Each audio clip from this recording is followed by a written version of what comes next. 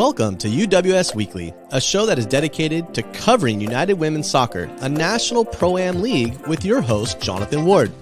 Each and every week, we will highlight players, supporters, and staff of the clubs we all pride ourselves to support in North America. The UWS is a league that is committed to advancing women's soccer.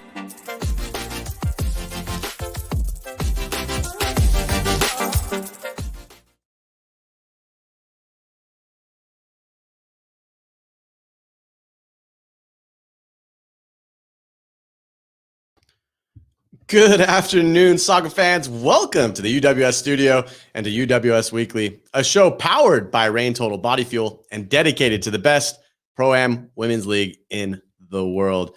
I'm your host, Jonathan. I'm glad that each of you were able to join us today for a special conversation with St. Louis Scott Gallagher and finding out more about their club in the UWS during this summer of soccer. But first, we have to get into the weekly power rankings, as the power rankings were released yesterday. A little bit of a change, right, in terms of 4 and 5, but 1, 2, and 3 for now stays the same. We could see a shift as early as this weekend, depending on some results. But Chicago Mustangs, who have been on a tear as of late, did not play in Week 6, but looking to make up for that in Week 7, are number 1. The Lone Star Republic, number 2. I'm sure they're going to be upset about this, as they had a really good week. I believe they put up 8 goals and allowed 0 again without Maddie Hall and Jackie Cortez. As this club is really starting to pick up in high gear as they get closer and closer to an opportunity to play in a playoff and get to that national championship that's going to take place July 23rd through 25th. Midwest United has been the most consistent team that we could see anywhere in the league. Their record speaks for itself at 6-0-1, that one being a draw against Lansing United back towards the early part of the season after giving up 2 goals. San Antonio Athenians make their return to the top 5 at number 4. They have been playing some stellar soccer over the course of their last few games. They have won 6 straight, goal differential +6, and they just continue to show class as they start to kind of tread in the right direction to move into the playoffs. And then number 5, FC Buffalo, a difficult week for them past in Week 6. They had a turnaround game in less than 24 hours, making a trip 8 hours in order to get their game up and being defeated with an opportunity to make up ground. But they sit number 1 in the Eastern Conference, a conference that kind of is beating itself up. But the Scorpions SC taking that 5-2 win over FC Buffalo was a difference in the power ranking. Next week, who knows? It may change depending on everything that happens, but we'll see. Everything changes. So tonight, I am excited to have the opportunity to be joined by Program Director Scott McDoniel and Sydney Stevens from the St. Louis Scott Gallagher Club. First and foremost, good evening to both of you. How are you guys doing? Doing awesome. Thank you. I'm also doing great. Happy to be on. Awesome. Well, I'm so glad you guys were able to join us. You guys have been hot as of late. You know, you had a little bit of a stumble early on in the season with an early season loss to the Courage, which we'll talk a little bit about. But since then, you have been rolling, and it's rolling good. Played yesterday with a win. So we'll get more again into that a little bit. But Sid, Scott, tell us a little bit about yourselves and how you got involved in the game that we all love. And Sid, we'll start with you. Oh gosh, my history in soccer goes back as far back as I can remember. I watched my little sister, or my older sister, play forever when I was growing up, and then my little sister got into it as well. I think I started playing when I was like 3 years old, so just a little tyke out there. But I've played at the club since like 2007, I think. So I've been with them forever, and then got recruited through the ECNL through the club. I played at the University of Georgia for my first year, and I just entered the transfer portal in this past April, and I just committed to the University of Illinois. So I'll be continuing, and I'm just playing the UWS and having a lot of fun. That's awesome. And Scott, what about you? How did you get involved in the game? Oh, wow. That was a long time ago. So as you said, I'm a program director now. That's kind of the same thing as a director of coaching in our club. So I've been doing that for the past 13 years, but I've lived in St. Louis my whole life, played my youth soccer here for this same club. It was under a different name at that time, called Bush Soccer Club, and then it turned to St. Louis Soccer Club. Went to school here, went to St. Louis U, was really fortunate to play with some good teams there.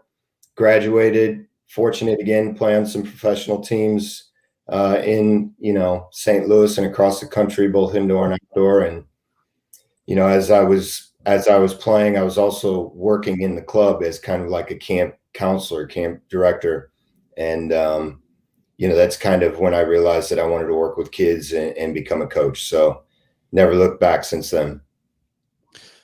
Still going, still going, staying strong. That's all that matters. So, Scott, you got to tell me, St. Louis Scott Gallagher has a great reputation in the area. What is the overall mission of the club, and how does it separate itself from others? I don't know how it separates itself from others, but the powers to be, our leadership team, when they got together to put together this mission statement, they got right to the point.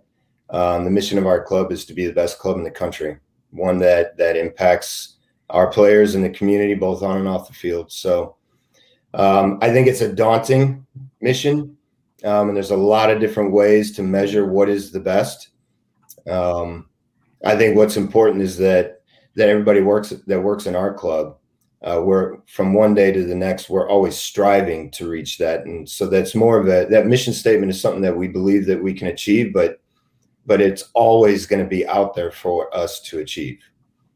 Sid, you've been with this club since 2009. How has this mission or this idea, how has it helped you as a player, and how's it gotten you to the next level at the University of Illinois? I think our mission statement and kind of the ideals that Gallagher surrounds itself around harbors a positive environment, but it just brings in great people. And so when you have great people as mentors, that is where I've been able to kind of thrive. And I feel like those are those role models that I've been able to have. Lately, the club has been doing amazing things for everyone in it, and especially women. And so I think it's a really, really amazing place because of those amazing people and the ideas that they've been able to kind of create and really act on. Scott, what drew the organization to UWS? Obviously, there's a lot of different organizations or clubs or leagues that could be joined, especially within St. Louis and in the Midwest. But what drew your organization to the UWS? It's pretty simple. The people and timing. The people being Joe. I knew Joe from working with him in a previous platform. Previous years in a different platform, and he was very professional, honest, easy to work with. He introduced me to Stephanie, and it just seemed like through our conversations that we were really on the same page. We wanted to do something good for the game in this area in St. Louis. We wanted to do something for the older age player that was in college, and we wanted to create something in the Midwest. So we were all on the same page, and it was just the right time to kind of come together with the other clubs in our conference and make something happen. So it was really the people and the timing. Sid, SEC soccer is no joke, and it's a very physical form of football that is played in the SEC, especially with Georgia and some of the rivalries that happen there. But what have you noticed in terms of the competition level in the UWS as it relates to maybe a difference in the collegiate side? Yeah, for sure. Well, we talked earlier, and you got a lot of college players, especially kind of in our conference. You've got a lot of college players that are on the UWS teams that we play, and ours is the exact same. We've got a ton of college players that are kind of coming in and pulling in. A lot of those players I've also played with before. So it looks very similar to kind of how I played in club, and that is just getting the ball down and playing soccer, getting into the half space, getting crosses in. I think that that's really kind of where we value our game. I have seen similar things within our conference. I think they're respectable opponents, in the SEC. And when the game gets kind of more physical like that, you see a lot of over the top. You see a lot of that physicality to kind of like run and go get a goal that way. I think SLSG and a lot of our opponents have really challenged us because they're getting the ball down and they're playing around us, and we're doing the same. And I think that's where we found success, is getting the ball down and getting into that half space and creating. So Sid, Scott, obviously there's a goal at the beginning of every season, and I think that's to win a trophy or to get into an opportunity to win a trophy.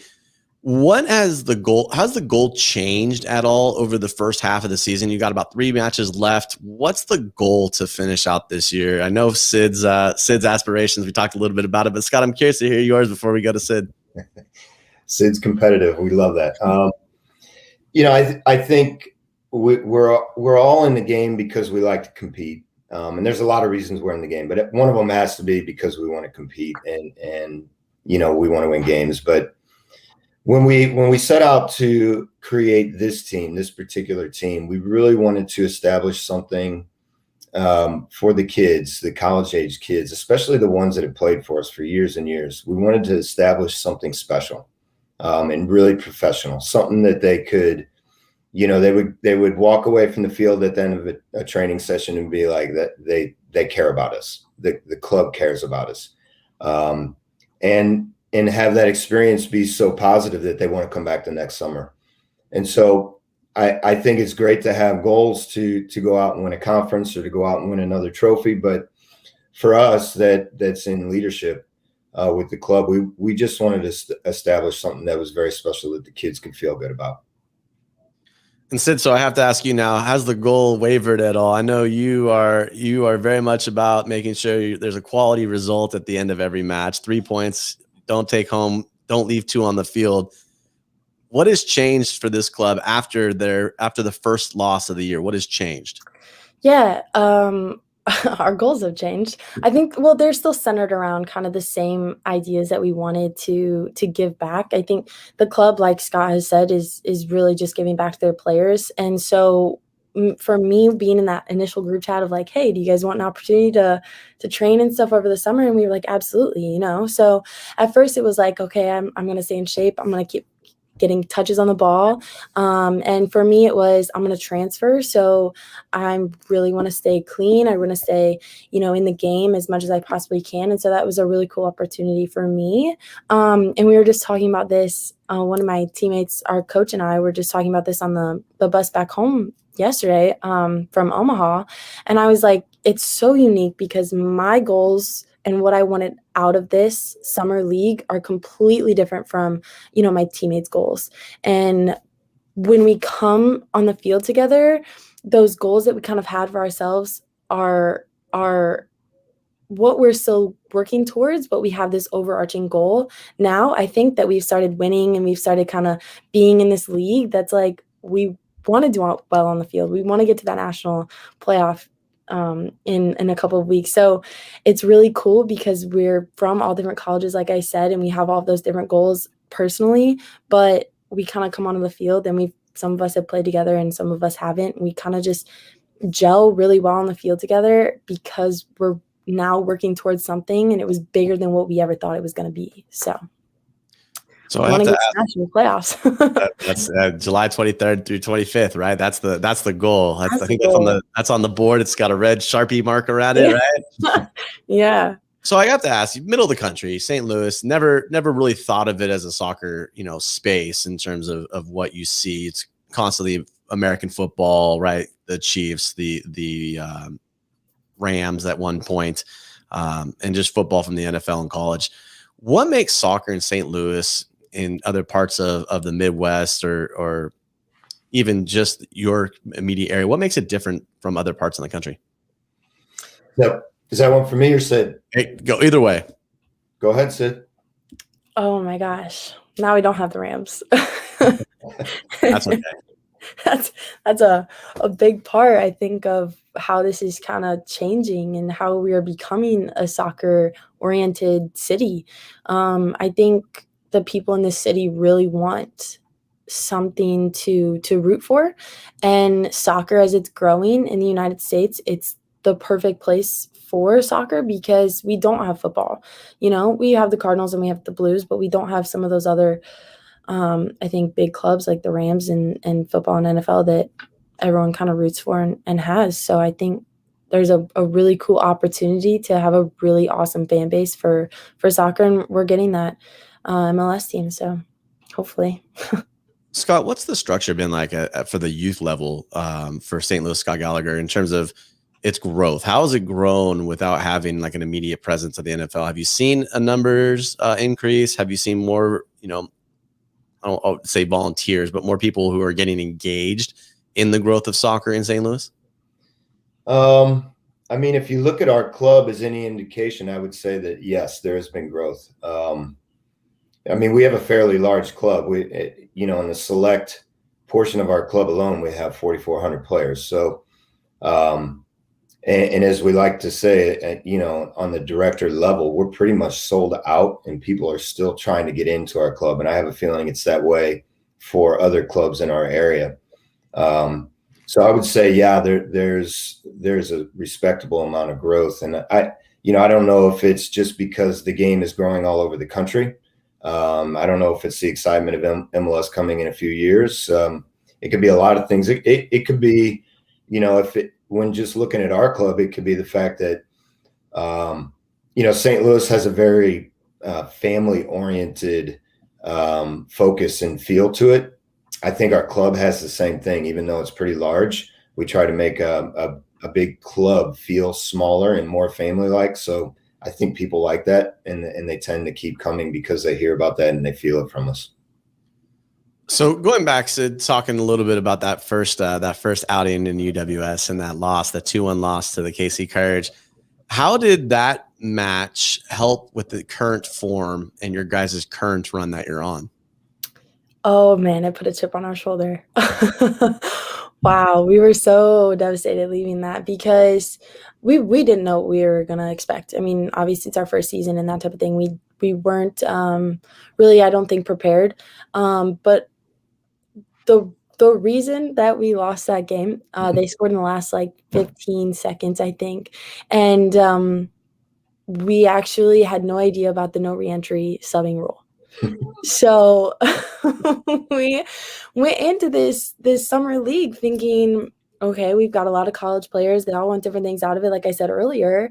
And so it was like, okay, we're going to get minutes. Everyone's going to get in the game. We're going to get touches on the ball, that type of thing. And so that's how we started the season off. And little did we know. But at halftime, we were like, no reentry. We were like, no reentry the whole game? Really? So that definitely is a learning experience, but we've learned from it, I think, and our record shows that. Well, the record does show for it. You guys play FC Wichita this Saturday, 7 p.m. Central at the Worldwide Technology. That should be a great matchup. We talked a little bit about this off air, Sid. But how do you guys expect to continue to grow as a team? You got 3 games left. I think we're at a magic number. I'm not going to give that magic number. I'll let you guys figure that one out. But there is that opportunity to kind of start winning, to seize the moment. What should we expect for this club as you guys get geared into 3 matches left? Scott, we'll start with you. Well, I think that now that we have the rules down, I'll take the blame for that one, by the way. Did not pass that on to Sean. He was really happy. Sean Hewitt, our head coach. He's doing a great job. But I think that, that game did motivate the kids. There's no doubt about it. It motivated the staff. I think that we have a group of kids and coaches who like to compete. They like to win. And you put that together with their commitment right now, commitment to travel. They've done a couple of road trips here lately. They're both 7-hour drives. That's not easy for a college kid who's home for a couple weeks in the summer and wants to enjoy it a little bit and get some soccer in. But the commitment right now is something that's pretty special. I think that commitment has them coming to training every day. And because they're competitive, they're working hard, and that's creating a rhythm. And when you get that rhythm, sometimes, that's going to create a momentum. And that, I think that's what you can expect to see. You can expect to see the team continue to gel. You can expect to see them continue to understand each other, even though a lot of these players played together as youth players. They go off into their respective college seasons and coming back now. It just took a little bit of time for them to find each other again, and I think they have, and it's pretty fun to watch. Sid, Scott kind of touched on this in terms of commitment and the ladies being committed to this summer in terms of, I think you guys have it Summer of Excellence somewhere on the wall maybe. But what has been an eye-opener for you as it relates to this commitment? Was it something where you thought maybe you could be a part-time player, or were you committed from the minute you signed on? What's kind of the expectation of yourselves, and how has it changed or stayed the same? Yeah, I was committed to getting better. I think is where a lot of our players were at. You know, that's what we wanted. We wanted the fitness, we wanted the touches on the ball, but now it's a commitment to the team. Whereas before it might a little bit have been an individual commitment, and things like that. But moving forward, I think trusting each other is going to be a big thing, but we've put a lot of trust into Sean, and he has done amazing things for us, and just practicing and in the games, just keeping us calm, and really putting a lot of faith and trust into kind of his game plan and where he wants to take this team. I know he really, really wants to do well, as do we all. But his drive and kind of the way that he keeps himself accountable is also how we keep ourselves accountable. And so moving forward, game after game after game, having that relationship with him and having that relationship with the club, because all of us have been in this for forever. It's something that I think is our driving force, because our club has given this to us and we want to give back to our club. So let me ask this then. What is it going to take for the club to see this as a successful campaign? All the commitment, everything else leading to one moment, obviously a championship, got 3 matches left. You've got a hard match this weekend. I think you play with FC Wichita 2 times in the last 3 games. What's it going to take to make sure that you see this in your commitment as a potential successful campaign, win or lose? Jonathan, we're already there. I would already say it's a success. You know, when I walk into our facility and you have 22 girls there at 7:30 a.m. with you know, a strength and conditioning coach, you have the trainer there, you have 3 coaches in Sean, Kelsey, and Kendra, 4 sometimes when Jarius is there. You know, you have people who are committed to each other, and it takes both sides. You need the leadership of the club to provide those resources, but then you need the kids to show up, and you need the kids to believe in what the club is providing, and they're doing that right now. So, you know, I want the kids to do well. I want them to continue to go out on the field and attempt to win the game, and if that means win a conference, and that's awesome. If that means go to the playoffs, that's even better. But I have to look at it right now and say that the way that we're going, it is a success. So do you agree with Scott's sentiment there? Oh yeah, absolutely. I think we're paving the way right now. And that's a really interesting thought for me to have, because knowing that we're doing that for all of the younger age groups and everyone else that is going to be able to kind of come underneath us and be able to do the same thing is success in itself. And I think just providing that opportunity for those girls is something that is a really special and really cool thing for me to do. And I think that's how the entire team feels as well. Well, let's talk about that youth development a little bit, because I know, Sid, you're part of that youth development in the younger ages, and you're changing your emphasis in the college realm to work with that, and that's awesome. Excited to see what happens. But Scott, Sid, what is the strategy for the club as it concerns youth development going forward? Obviously, giving the UWS a shot and giving girls an opportunity to see the higher level of soccer. What is the strategy for the younger age group, the 3, 4, 5s, and then the U11s, and all the way to maybe even the U21s? I mean, we have so many different levels in the club. We have 4,000 kids, 1,600 of them are girls, and we have a level for any player. Really, it's a very inclusive club. And obviously we have upper levels. We have ECNL programs that lead into this UWS program. That was kind of the idea behind it.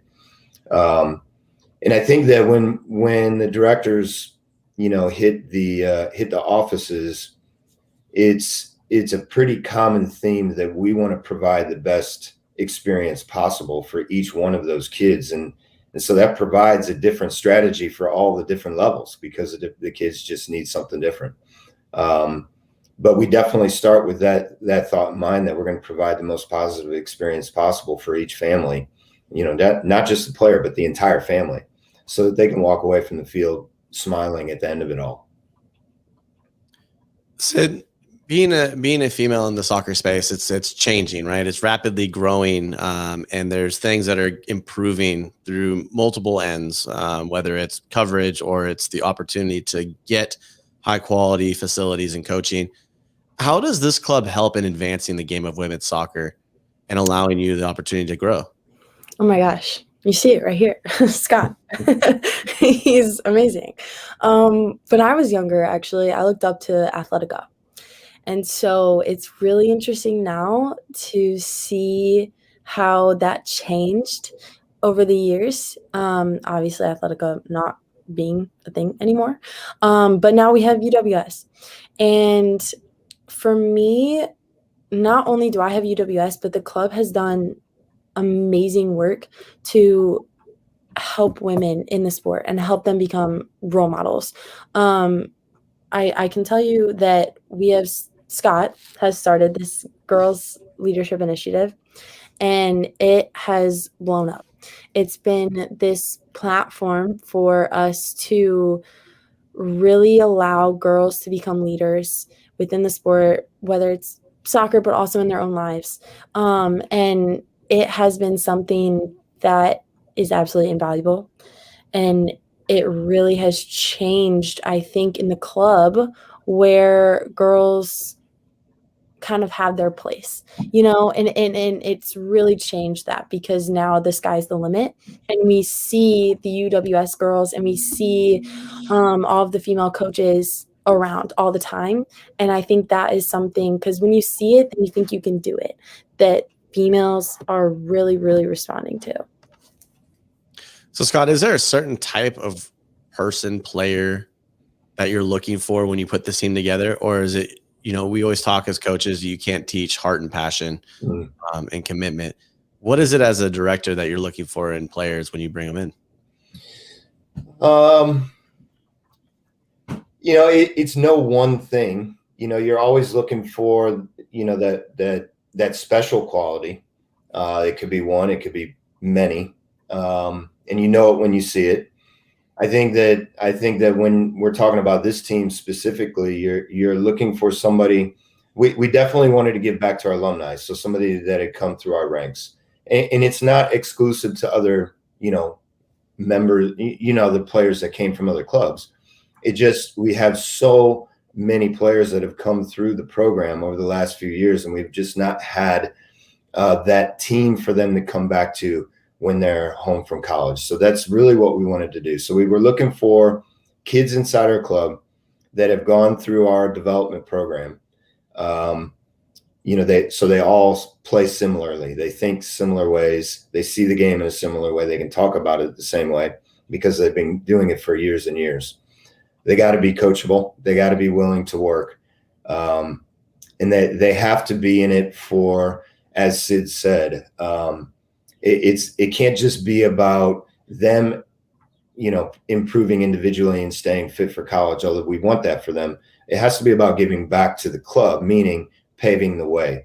If they do this right, if they're committed, if this team works, we know that for years and years, younger kids below them can enjoy this as well.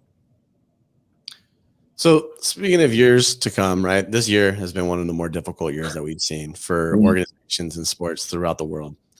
What has each of you taken away as a positive, or what have you taken away that's allowed you to grow as a person, as a player, as a director in the game? Yeah, it has been a tough year. I know everybody's felt that. We're no different. We actually had a pro team at the top of our club before the pandemic, and now we don't have a pro team. So it was tough. But I think as we went through it, what I learned the most is that, our members are our family, and they really wanted to see us get through us. They wanted to see us succeed. They were generous. They wanted to help in any way they could. They were flexible. They understood. When we finally did get kids back onto the field, they paid attention to the restrictions and the protocols, and they just did what all the county or city was asking so that we could keep the kids on the field. And it seemed like we were really in it together to make sure that the club survived and that the kids had, that organization to play for and be able to get on the field and have that outlet. Yeah, I have a unique perspective on this, I think, because I was at college. And so I wasn't necessarily working with the club except for that little bit when all this started. And it did affect when I was a senior because there was no ECNL Nationals. There was no, much to look forward to in the fall when we had worked our butts off the entire season to get there, But then the majority of it, I was away. And I can tell you that what I learned was through the club. So everything that I learned, patience and how to face adversity and everything else like that, was because of my background in the club. So what I mean by that is all the values that they taught me and everything that I had learned while I was going through it from my coaches and playing and everything else like that was what I ended up using to get myself through COVID and to get myself through college and that first year and everything else like that, because I was a freshman during COVID. So I do have a unique, perspective on that because it wasn't just me learning something, it was because of what the club has taught me and then bringing that into my life after I was in the club. But I turned to all of those coaches and things and Scott during the fall, specifically when I was playing and everything else like that, about patience and facing adversity and going through what we both like to call the process. And it's a big thing to learn. It's a big thing, but I think I matured immensely going from high school to college, but in COVID and just kind of where I've come from and now where I'm going. So Sid, we have a question and I'm gonna put it up here. This is from Catherine Paquette. She wants to know what makes a St. Louis player. Okay. That's a great question. What makes a St. Louis player? Heart. I think you gotta smile every single time you go there. You gotta have fun. I think that makes a St. Louis player. I think in other places, it's a lot of business. I think St. Louis does an amazing job of here's the sport, play it because you want to play it and play it because you want to have fun and because you love it. And I think if you don't love it, you're not going to play it, So I think a St. Louis player is heart, a lot of heart. And then RFG_Ray asks, who's been the toughest competition to date for you guys? I won't say in the conference, but who's been the toughest? Because I know you guys have played some out of conference or out of league matches and warm up and tune ups. But who's been the toughest in competition for you at this moment? I got to give it to FC Wichita. I think they were an incredible opponent for us. I think their style of play and our style of play went at it a little bit in the game. We scored and went up 1-0, but the last probably 20 minutes of that game was us playing extremely defensively because they brought the energy. They definitely had a couple of opportunities to score. And I think at the end of the day, we put one in, and they had so many opportunities too. But the 1-0 score, I think that was probably our toughest competition in conference. So hopefully we, we get to play them again this Saturday at 7 p.m. And hopefully we can pull out another win. But definitely gonna give us a run for our money. Scott, what should fans continue, or what should fans be excited about this Saturday as it relates to the match at Worldwide Technology at 7 p.m. Central against FC Wichita? Well, I think obviously, as Sid just said, it's going to be a good game. I think it's going to be physical. I think it's going to be competitive. What I'm excited about is that I know that the more that our kids play together, the more enjoyable they're going to be to watch. It'll be fun to watch them because they're going to try to play a style that I think people just like. So the more that they're together, the more that they train, and the fact that they know that they have a tough opponent this weekend is something that excites me, and I think a lot of people. So you do play FC Wichita. Sid, how important is it to make sure you take away all 3 points in this match? Extremely. I think this is a turning point. We've done like half of our conference. We've played half our games. We've got 3 more games left, and I think if we pull this one away, that conference, that number 1 in the conference, is looking so much sweeter. I think it's really close. But no, I'm for real. I think this is the turning point kind of in our season, and kind of maybe a little bit of a defining moment. I think we've played 2 games, one being last Saturday, then yesterday. Now this one on Saturday and another one next Tuesday. So with that being said, we're going to have to find a little bit something deeper in us to get through a 90-minute game. Legs, just energy. I think that's going to be something that we're going to have to really look towards our teammates and lean on our teammates to do. I think it's definitely possible. So I'm excited. So before we get into the hot seat questions that Joe is so happy about, you can see the smile on his face. Those of you at home, you can't see it, but we can see it. What does community mean to each of you? It's incredibly important. I think that there needs to be a community feel on so many different levels within the club. So there's different programs in the club, like the ECNL program, and then there's different layers inside of the program, and each one of those programs needs to feel like a family. But at the same time, I think that, as it states in our mission, we need to make sure that we're impacting the entire St. Louis community. So, I think that the fact that we make it a point as a club to be out in the community and serve, and we have a city program and lots of different things like that, I think it just proves that it's, if it's not the most important thing, it's one of the most important things to everyone in the SLSG building. That is a tough one. I think when I think community, I think unity.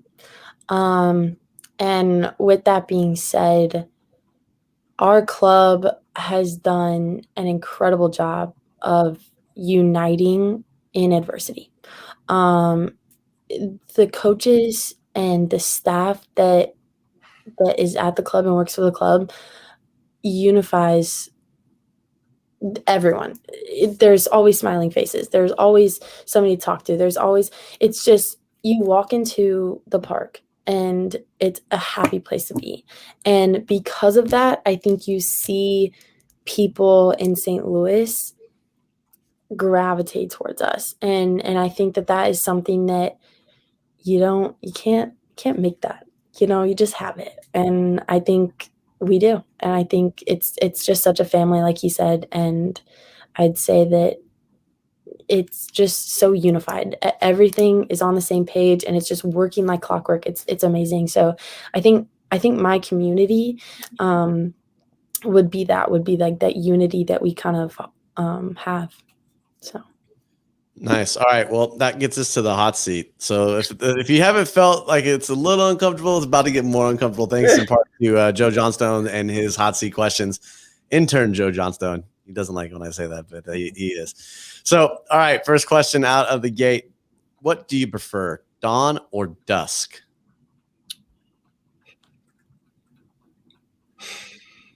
Dawn. Yeah, you're a morning person. I gotta say dusk. Gotta say dusk. Ask permission or beg forgiveness. Beg forgiveness. Yeah. Yeah, I beg forgiveness. Favorite city in the United States besides St. Louis? Ooh, that's a tough one.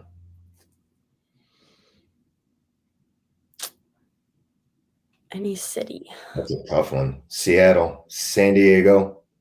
Yeah, it's got to be San Diego. I have the best memories from a club in San Diego. Climb a mountain or jump from a plane? Jump from a plane, 100%. Climbing. No way on a plane. Scott's climbing the little mountain that's in the backyard that the kids built the sand No castle. way. No chance. Little toothpicks and getting up the. So last question, and then we'll let you guys get out of your way because we know you have some games to get ready for this Saturday. Again, 7 p.m. against FC Wichita. Worldwide Technology. Join them 7 p.m. Make sure you're out there for this match. It's going to be a big one. What advice would you give a younger you? God, go ahead. Avoid coaching Sid Stevens. No, I'm joking. Younger me, what advice? With regards to soccer, that is a tough question.